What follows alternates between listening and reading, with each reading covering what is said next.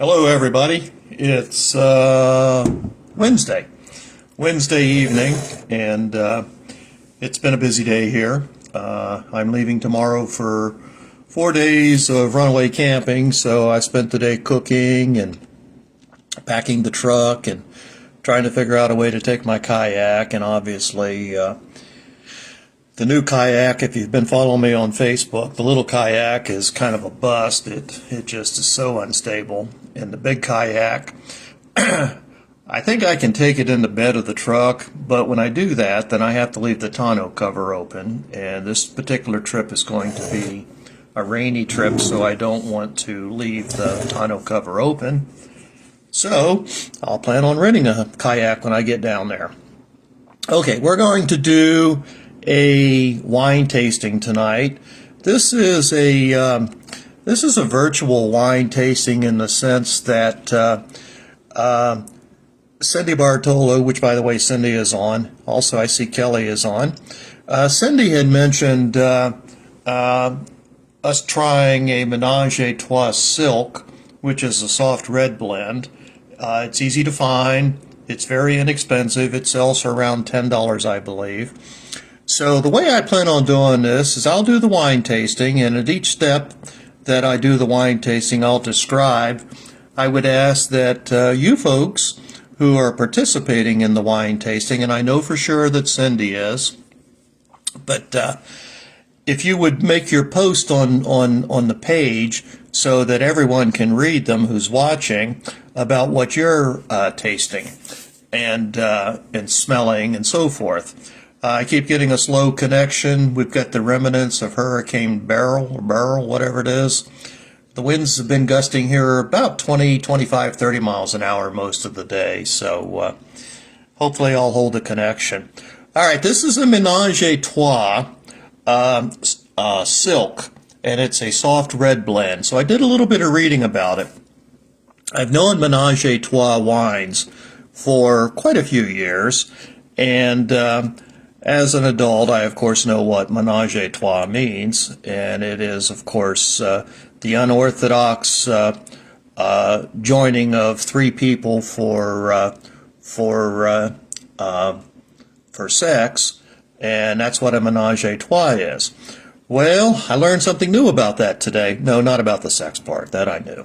I learned that Menage a Trois, which we know, of course, means three, it pertains to three different varietals in their wines. I never knew that. The winery was started by two, I want to say, not physicians, but I don't know, two professionals out in St. Helena, California, in the Napa Valley region. I want to say 1996 maybe. And all of a sudden, it occurred to me when I was reading about it that Menage a Trois, the name of their wine, or the name of their winery, pertains to the three grapes that are in each of their wines. How cool is that? So, the Menage a Trois Silk that we're going to taste tonight obviously has three grapes in it. It has Pinot Noir, it has Malbec. Malbec, of course, many of you know, I've done some tastings on Malbec. Malbec is very famous in Argentina, but it's increasingly becoming popular in California too. So the Silk has Pinot Noir, Malbec, and Petit Syrah. Petit Syrah is a very fine wine on its own. You don't see it very often. I think I may have a couple of bottles downstairs, so maybe I'll do a Petit Syrah tasting here in the near future. The wine is at 13.5% alcohol by volume, which 15, 20 years ago I'd have said, boy, that's outrageously high. Now it's pretty much normal. Sells for about $10 a bottle. So, and it's available everywhere. If anybody else besides Cindy has a bottle and is going to participate, if you could just type on here real quickly that you have a bottle and you're going to also participate in the tasting. It gives us an idea of who else is going to be here. And like I said, what I plan on doing is I'll go through the normal tasting procedures, and then of course I'll let other people who wants to taste at their own home, I'll let them do the same thing. They can make their comments. All right, so went ahead and opened it up, and I poured a glass, and it's very difficult. It's very dark outside with the storms, so it's kind of difficult for me to get a good visual on the viscosity of this wine. But I will tell you, it's got excellent legs, which means the viscosity is very good, and hopefully you folks are swirling at the same time, Cindy and David. Hopefully you're swirling. And feel free to type as much as you want. I mean, the comments are great. So if you see the same type of heavy viscosity rivulets, let us know. And I look inside. The clarity, of course, is excellent, but Menage Trois, of course, is a good wine.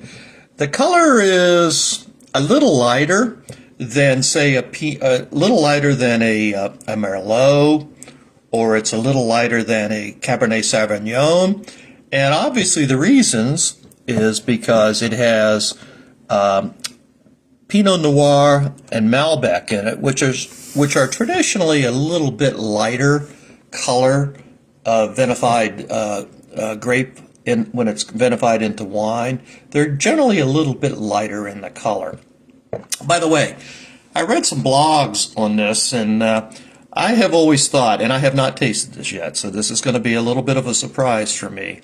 I have always thought that Menage Trois Silk Soft Red Blend was going to be a sweet wine. And I think that concept kind of permeates throughout most people. The comments that I read on some of the blogs are kind of all over the board. Some say it is, some say it's not. I have done probably, I don't know how many Menage Trois wines that they make. I'm just going to say off the top of my head, they must make 10 or 12 wines. I have tried probably a half a dozen Menage Trois wines, but I have never done the silk. I stayed away from the silk because I always thought it was sweet. I'm not a sweet wine drinker, as many of you know, but when Cindy brought this up and showed a picture of the bottle, I said, aha, that's a perfect wine for us to do some type of a virtual wine tasting. So we'll give it a shot and see. All right, we've already looked at the viscosity, and I haven't heard anything from anyone else out there, but I have good legs on this. I have good color. It's got a little bit of a lighter pinkish tint around the rim of the wine, which is pretty standard for most red wines. All right, let me give it a sniff here and see what we got going on. Ooh. Well, it's definitely got a nice aroma to it. Let me see what I'm picking up here.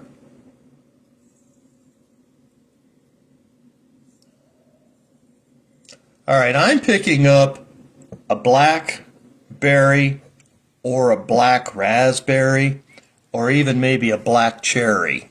Now, saying that, keep in mind, David, Cindy, Kelly, if you're tasting also, keep in mind, everybody is subjective.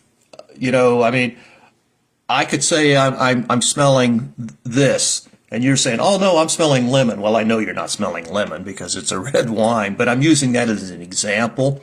Just because I'm smelling black raspberry or blackberry or black cherry doesn't mean that you're going to smell the same thing. You might smell plum, or you might smell spice, or cinnamon, or leather, or anything else. I think I caught a hint of wood in there too. Earthy wood, perhaps. I'm going to smell it again. Cindy, David, you guys want to comment on what you're smelling?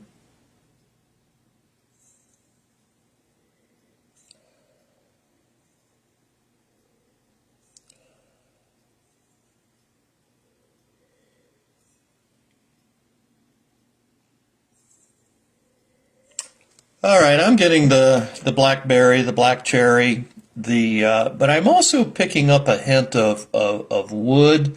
Wood in the sense of maybe wet wood, maybe when you're you know, after a storm goes through the woods and you can smell that you get. I kind of am picking that up also. And try it again here.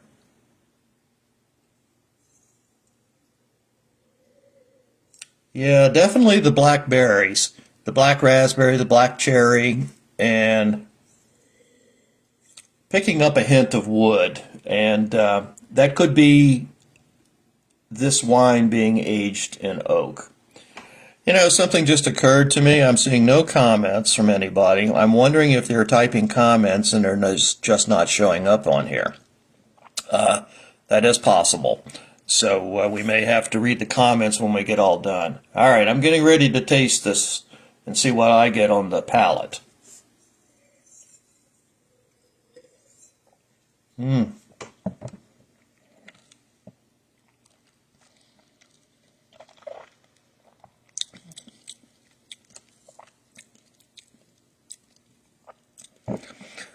Okay, first point of issue. It's not a sweet wine. But it's a full-bodied, chewy wine. Now, when I say it's not a sweet wine, I think there's a possibility that some people might pick up sweetness in there. They may find that there is a little bit of sweetness. By the way, I did some looking and I didn't see any residual sugar on the makeup of this wine. I don't think it's sweet. I'm going to taste it again here. I think the tannins are still softening a little bit. I did get a little bit of tannins, and I picked those up immediately when this wine hit the front of my tongue, and before it went to the back, I picked up a little bit of the tannins.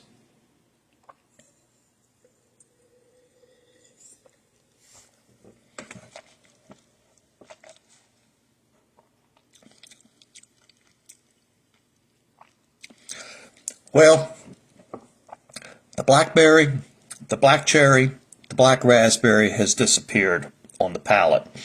It was on the nose, but it's disappeared on the palate, and it's been replaced by a very heavy overtones of plum. It's a ripe plum wine. Now, generally, ripe plums are somewhat sweeter. This wine is not a sweet wine, but it's definitely got a very strong ripe plum taste to it. It's a very thick wine. It coats your tongue. The finish is really long, and it hangs around for quite a while.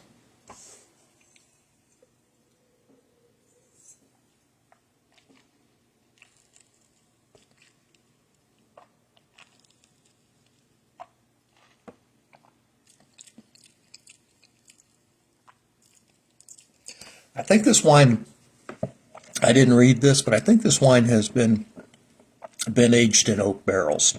It's definitely plum all the way through, 100% plum. But there's also some wood, a little bit of toast in there maybe, toasted wood that's coming through with the plum. So I think that this wine is a very good wine. I think that Cindy and David picked an excellent wine to do a tasting. I will not shy away from this silk blend anymore. I am going to have to do a little reading up when it says on the website that this wine is soft pressed. I'm not sure what that means. I've always heard that pressing is when you push the cap of the must down. When the wine is going through the fermentation process, all of the solids kind of make a hard crust, and it rises to the top of the wine. Now, it creates a perfect environment for bacteria as it's floating on top of the wine. And of course, you know, we're talking the skins and the pips and all of that stuff is floating on the top. So generally, once a day, somebody has to come in and they push down. And what they do is they take these large paddles and they push this cap, it's called, this crust. They push it down into the wine and kind of blend it back in, and it keeps it moist in there. Plus, it also allows for more of the colors to be imparted onto the wine. So I'm not sure what a soft pressing means. I'm going to have to read up on that and see.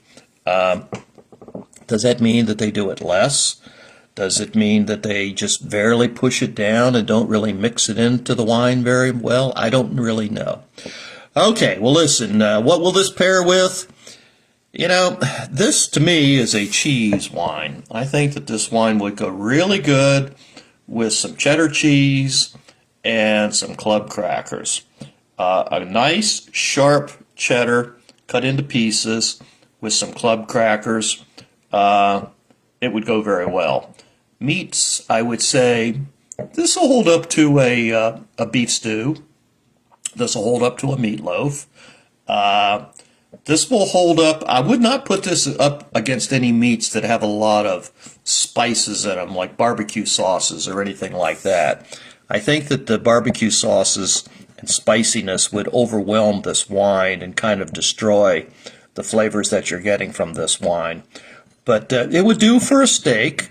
Again, steak, beef stew. But I think the biggest thing that I would get from this wine, I would love to drink this wine with some cheddar cheese and some club crackers. Now, I said that, and guess what? I do have club crackers. I do have cheddar cheese. That just came to my mind, so I might try that tonight. Well, listen, that's pretty much it. The only thing I will say is I appreciate the people who came on to watch. I have not seen a single comment, so I'm assuming that you guys have made comments and they're just not showing up on my feed here. If not, maybe they'll show up after I finish with this podcast. Well, listen, thanks very much. I will probably not be doing a wine tasting for, well, probably for the next 4 or 5 days. The one thing I would like, though, is somebody to do, or Cindy and David to do it again, somebody to pick a bottle of supermarket wine up, post a picture of it, and say, let's taste this. Whether or not you join me in tasting, that's up to you. But if you pick something that's readily available, and I can pick it up at my supermarket here, I can taste it, and I can give you my opinions, which my opinions, as you well know, are no more valuable than your opinions. We all taste things differently. But you would have something as a baseline to hold your opinions, your tastes, your nose up against. And that's always a good thing.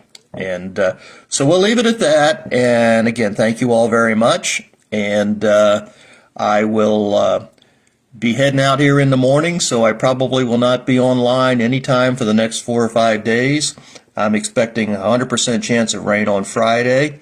So we've already decided that Friday's probably going to be a brewery pub visit. We've already been to a couple of breweries there in the Chesterfield, Virginia area. So Jeff and I are going to go back to visit those same breweries. And tomorrow's supposed to be beautiful down there.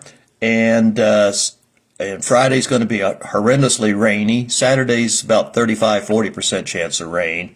And it's supposed to be nice weather. And then it comes up, bam, 95 on Sunday when we leave. So not really sure what we're going to find as far as weather goes. But it's a beautiful park.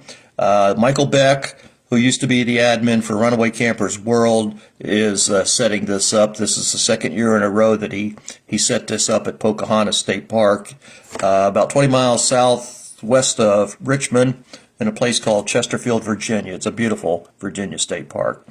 All right, well, listen, you all take care, and I will see you the next time, and thanks very much. Bye.